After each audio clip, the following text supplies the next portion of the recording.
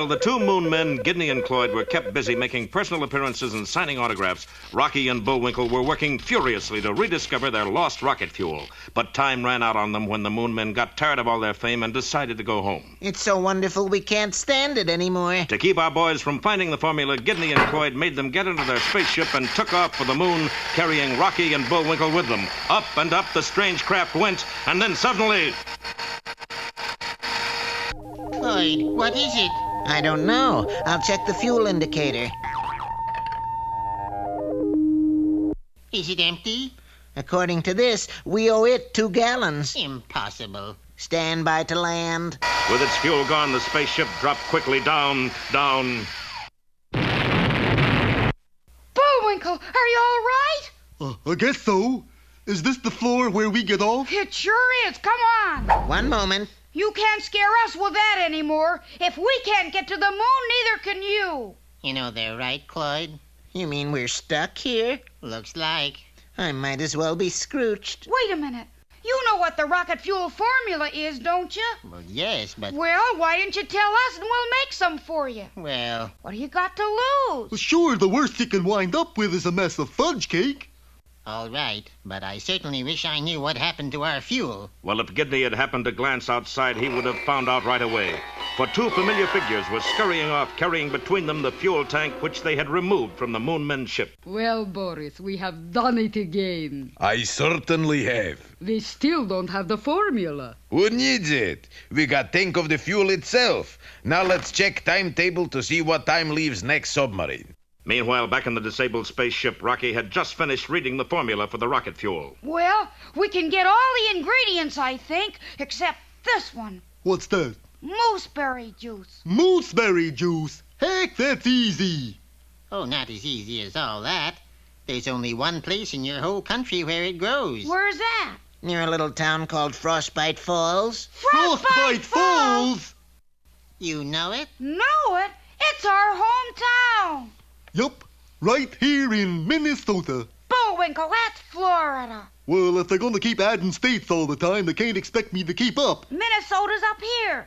Where's Frostbite Falls? I don't see it. What's the population?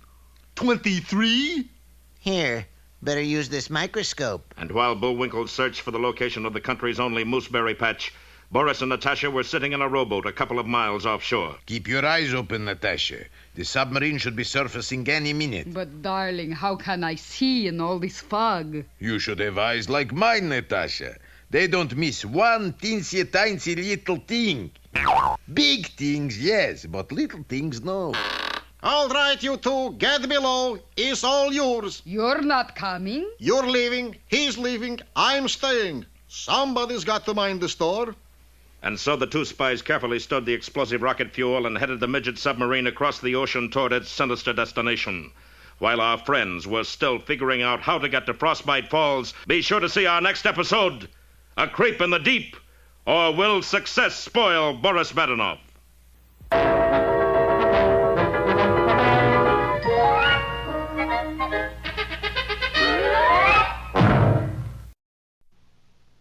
And now... Hey, Rocky! Watch me pull a rabbit out of my hat. Again? Nothing up my sleeve.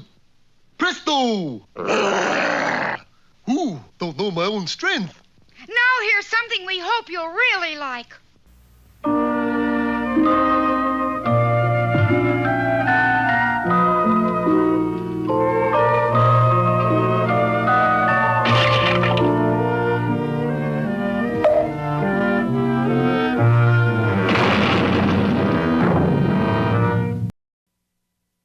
Once upon a time, there was an easel painter.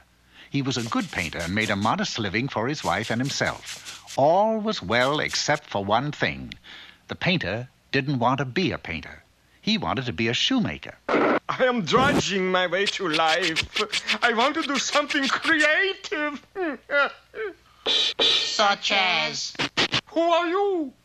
We're elves, obviously. We always considered painting creative. You call that creative, elves? I'll tell you creative. Making shoes, that's creative. Something for the feet. Something that lives. Something to last throughout eternity. Shoes that sing. You mean you want to go down in history like Herman Cappuccino? Herman Cappuccino? Herman Cappuccino, just the greatest little shoemaker that ever lived. When Hannibal crossed the Alps, whose shoes do you think he was wearing? Herman's? Herman Cappuccino. Ooh! Tell me, Elf, how could I be a famous shoemaker like Herman Cappuccino? You gotta suffer. You gotta spend time on the left bank in Paris. Study. Visit the shoe stores. And all true shoemakers gotta suffer. And so, that night, the painter told his wife of his plan to become a shoemaker. His wife said, Shoemakers are not made, they are born. Why don't you forget it and go back to something sensible like painting? 9. Even 10. Anybody can paint. I want to sit in cafes, discuss shoe exhibitions, make shoes in a garret, and above all, suffer. So the painter left for Paris, leaving his wife to shift for herself. He entered the famous school, the Beaux Chasseurs, and spent months working from models. Then he made 15th century shoes, 16th century shoes, 17th century shoes, 18th century shoes.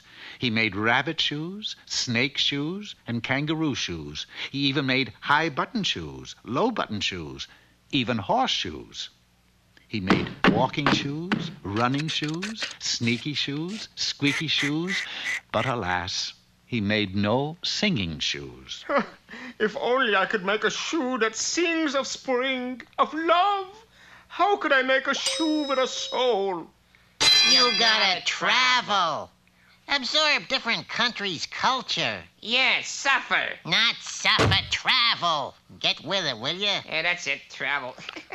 So the painter went to Italy, Switzerland, Holland, and he made Italian shoes, Swiss shoes, Dutch shoes. But alas, he made no singing shoes. Then, one night, after he returned to Paris, he heard the most beautiful music. He followed the lovely sound, and there, in a bundle of rags, was a singing shoe. That is truly a shoe with a soul. What? I hope to tell you it's got a soul. I must have that shoe. Now, wait.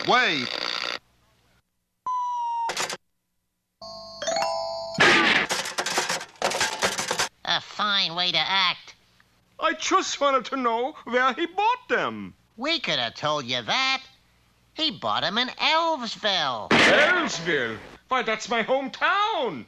What am I doing suffering around Europe when I could be home learning to make shoes that sing? So the painter left for the town from whence he had come, Elvesville. He found that everyone in Elvesville was wearing the same exquisite shoes that he had found in the bundle of rags.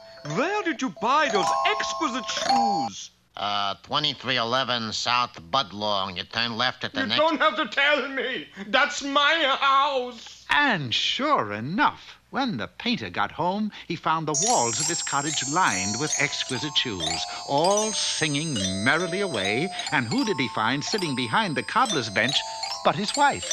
Why didn't you tell me you made exquisite singing shoes? You never asked me. So, from that day on, the painter went back to his easel. Eventually, it happened that his paintings started selling like hotcakes, and he became a very famous painter indeed, and his paintings hung in all the famous museums in Europe. But he never did become a shoemaker, and he had to be content with just being a very wealthy man. Which just goes to prove everybody can't be a Herman Cappuccino. Yeah. Whatever that means.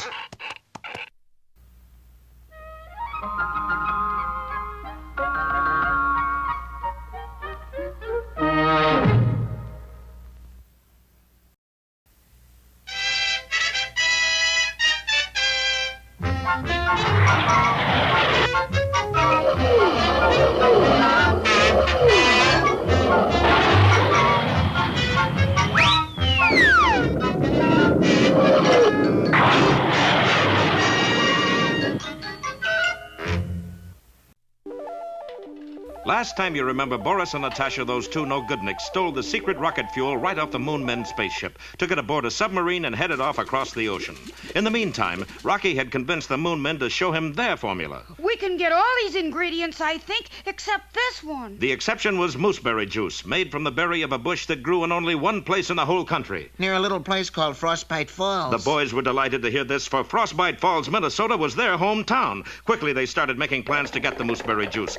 But on the submarine, Boris wasn't as cheerful as he could have been. Boris, darling, why so sad? I got feeling there is something I forgot. What could it was? I don't know, but something. Cheer up, darling. When we get back, you will get big medal. Medals I got for burning down orphanage, for kicking small dog, for taking candy from babies. Who needs medals? But still is great day. You're right, Natasha. Send radiogram to Central Control. Ready? Ready. Quote.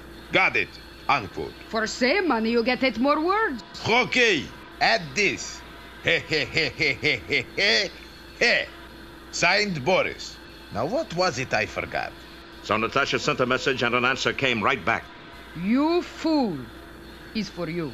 Go back and kill moose. Oh, that's what I forgot. But how can we? It's easy, I'm afraid.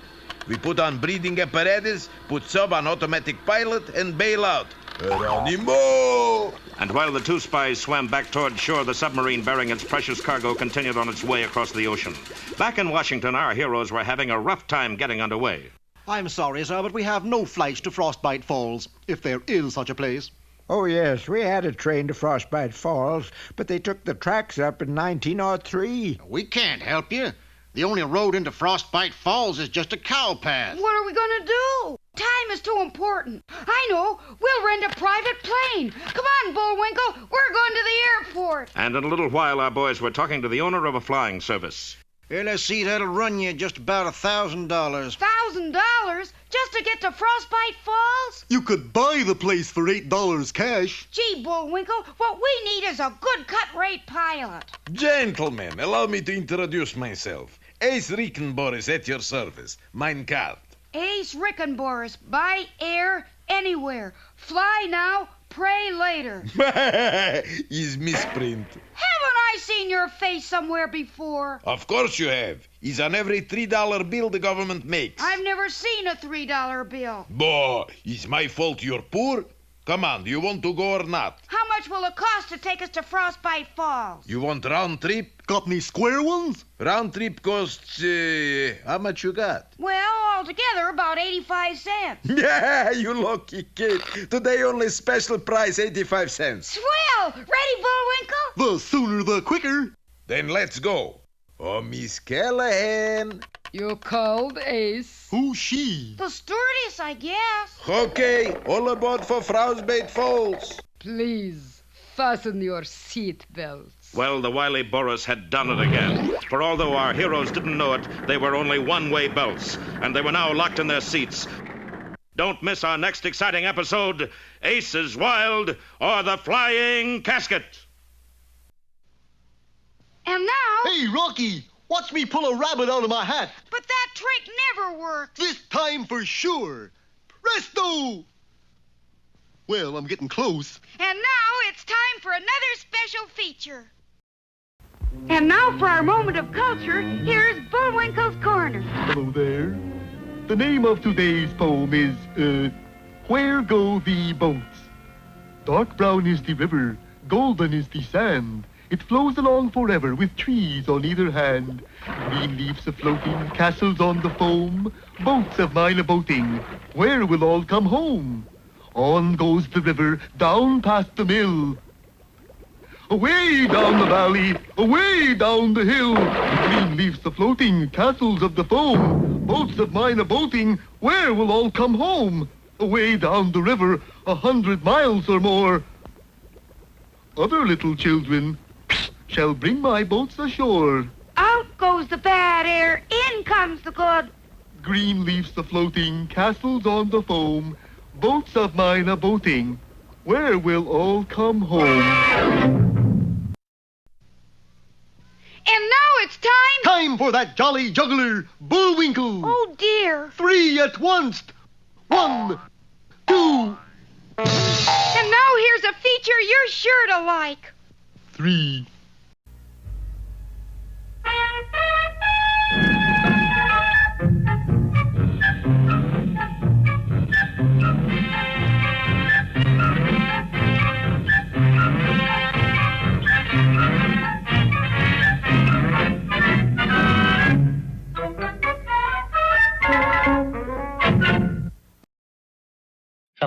Peabody here.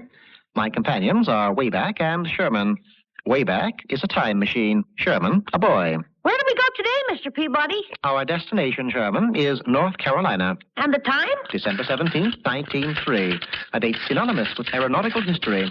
For today, we meet the inventors of the first practical airplane, Wilbur and Orville Wright.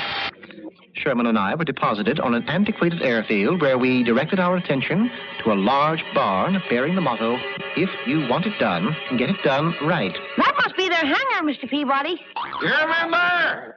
Better let us sons have our airplane or else we'll shoot. Wilbur's right. I'm going to count to 3, and if we don't get our airplane, we're going to fire. 1, 2, Orville. Oh, yeah, 2. That number always throws me. 2. What comes next? Try 9. Pardon me, gentlemen, but can we be of assistance? You sure can. What comes after 2? I'll tell you, but first, what seems to be the trouble? There's a critter inside what's got our airplane. I think 5 comes after 2, Orville. But surely this can be settled peaceably. How? Call the sheriff. No, we want to handle this ourselves. Besides, the sheriff's allergic to birds. Birds? Peering through a window, Sherman and I saw a startling sight. The Wright brothers' airplane and a large bird. Know who she is? Yes, but I'm ashamed to say it. Kitty Hawk? Yep. It had to be. We had an airplane out there on the runway, and that there fool bird went and fell in love with it. That was Orville's fault. I told him we better make an ugly plane, not a handsome one. Now, if you fellas will just stand back, we'll blast her. But you can't shoot a poor harmless bird. The boy's right. I'll think of something else. Wilbur's first idea was to induce Kitty Hawk to leave the hangar. This here's winter, ain't it? Uh-huh. And birds fly north in the summer, don't they? Uh-huh. Then we'll make believe like it's summer, and that fool bird'll leave. Moments later, in 20-degree temperature, the brothers Wright cavorted about in swimsuits. Oh, say, it is a hot summer day. Isn't it a hot summer day, Wilbur? Yep, it's a very hot summer day, Orville. And I wish that you would dash some cool water on my poor hot head. Anxious to please, Orville picked up a nearby bucket.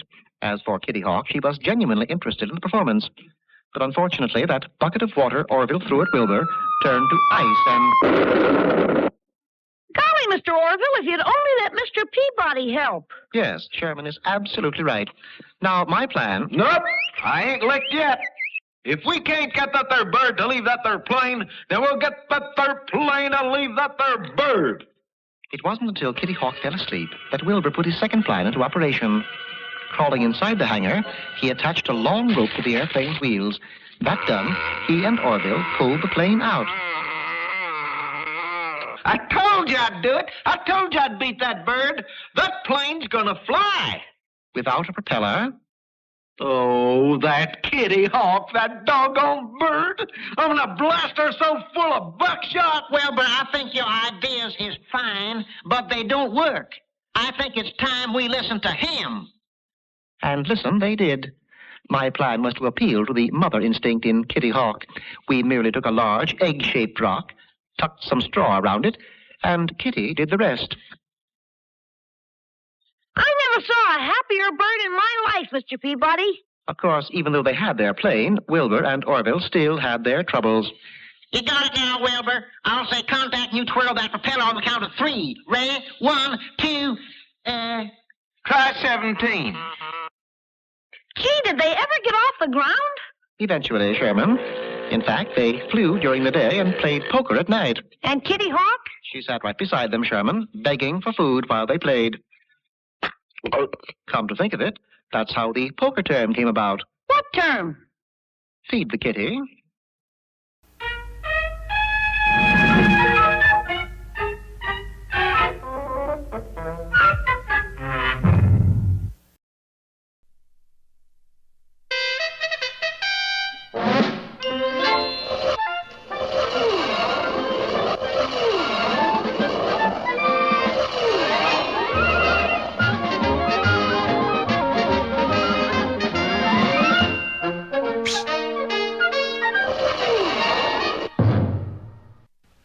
In their search for Minnesota mooseberries, a vital ingredient of their lost rocket fuel, our heroes left the Moonmen and headed back to Frostbite Falls. They decided to fly and hired a pilot named Ace Rickenboris, who bore a frightening resemblance to Boris Badenov, the notorious spy.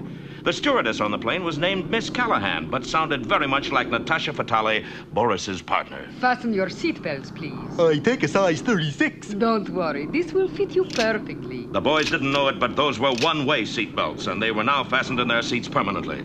Good evening, everyone. This is your Captain Ace Rickenboris speaking. Welcome aboard Flight 13, the flying casket to Frostbite Falls. Miss Callahan will be serving you hot beverage in just a minute. You like hot beverage? My, that was quick. What is it? Specialty of the line, called a guided missile. Guided missile? Yes, just one and you go down in flames. Sounds interesting. Well, here's looking at you. But not for long. Then, just as Rocky and Bullwinkle were about to down the lethal drink, the plane hit an air pocket and dropped suddenly. Oh, shucks, we spilled them. As the boys watched, the spilled liquid ate right through the floor of the plane. Make a nice breeze, no? You like a refill? Well, maybe just half a cup. I don't think we better, Bullwinkle. That stuff's a little too strong for us. Meanwhile, the ancient plane was sputtering along, just narrowly avoiding disaster. How are you making out, Natasha? The little one is too smart for us, Boris. So? Then we jump out and leave him strapped in chair. We'll see how good he is at backseat driving. In the meantime, the submarine carrying a tank of high explosive fuel stolen by the spies drew nearer and nearer to its destination, a foreign port. Its progress controlled on a radar scope by two mysterious figures. It is exactly on the beam, Gorgie. You said it. What heading? 217 degrees. You sure of these figures? Certainly. That's odd. What? I get 216 degrees.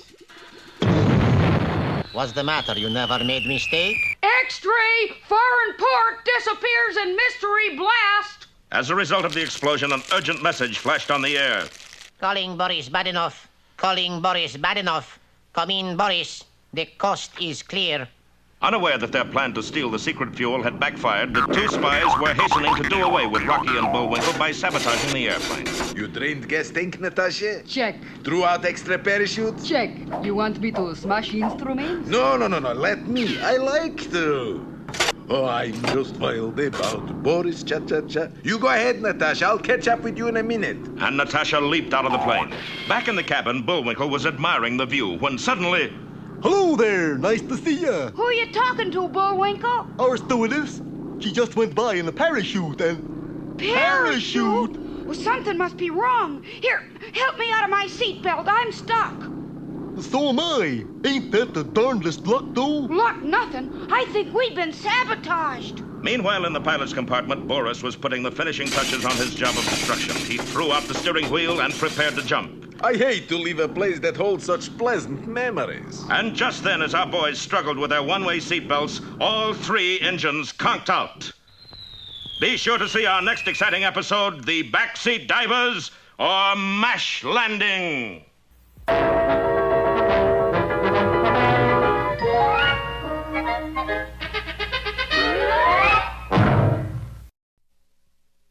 now for the uninformed, here's the biggest informer of them all, Mr. Know-It-All. Greetings, brain builder-uppers. Today's subject is swimming can be fun and wet. Now, in order to swim, one must have a pool. And in order to have a pool, one must have a hole. This one here. After lining the hole with cement, fill it with H2Os, which is soft water. We are now ready for our fun. There are many ways of entering the pool, but the best way is via the diving board. Of course, it does help if you put the board over the pool. Once in the water, there are many things you can do, like swimming. Now, for all you neophytes, those are swimmers made out of rubber, it is a good idea to start with the dog paddle. Yeah. Chewed the paddle up a little, didn't you? The second most widely used stroke is the butterfly. Before entering the water, wave the arms like a butterfly and... What do you know? An antlered fire-winged goofus. Put me down! A talking antlered fire-winged goofus. Oh, well. Even if you can't swim, just get yourself an old inner tube, put it around your middle, and jump in. Mr. Know-It-All? Mr. Know-It-All?